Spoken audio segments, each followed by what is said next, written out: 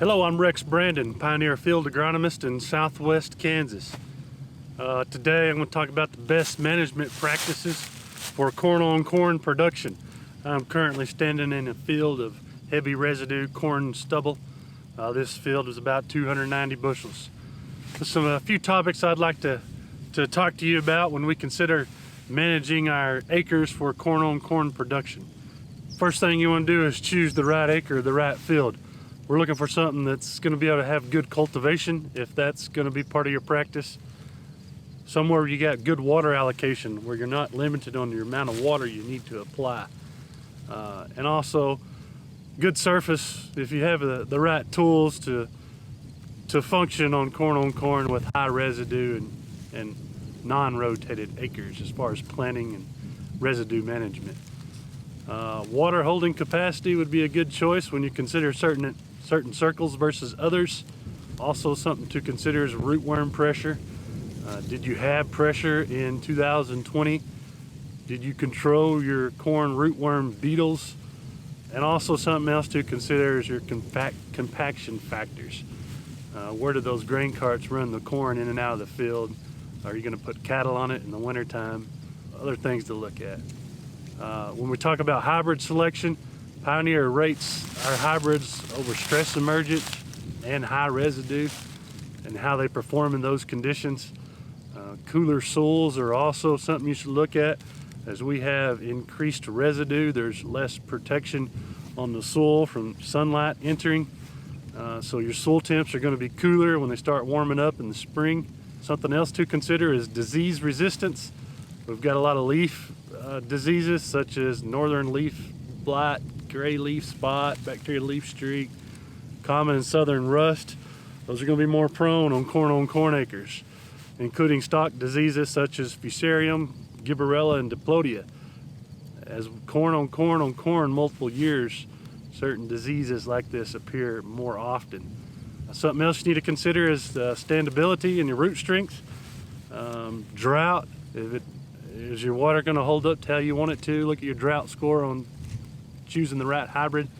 And also important to look at the insect traits. If you got a corn on corn acres, you're more prone to corn rootworm infestations. Also, you consider looking at trial data. Your local rep's got all your data you need on corn acres versus rotated ground. Different hybrids perform differently on those acres. Look at your maturities and if we'll be able to provide that to fit your practice. You know, if it's a short season you need or if it's a full season, more of a 118 day. It could work with factors on your water and how you're allocating that to those acres. Anything else to consider would be insect traits. You know, research has shown corn on corn acres, there can be a 5 to 15% drag on yield and more if those acres are stressed. Corn on corn, it just works differently, which I'm going to explain to you now. So let's talk a little bit about managing residue. First thing we can do is at combining, if we have knife rolls to replace normal stock rollers in the corn head, that's going to chop this residue up a little better and help it decompose faster for your next year's crop. Another thing to consider is stover harvest. Are you considering belling your stocks? Is there a market for the ethanol plants to burn the stover? Could be something to consider. And also burying residue with tillage. That's going to speed up decomposition also. Strip till would also be something to consider. When you strip till, you open up that seed zone. Sunlight penetrates better and that seed zone is more prone to warm up quicker when there's no residue. And also helps with breaking up the hard pan if that's a factor also. And the other thing you need to consider also is looking at your planter and if you have row openers or some kind of coulter in front of your planter when you plant next year's corn crop. Also consider your soil fertility. Was there a manure application that's going to break down and become more available to the corn? Also do consider with all this residue out here, there's a lot of nitrogen, phosphorus that's probably tied up in that stubble. So decomposing that will help you and make a difference on your fertility program.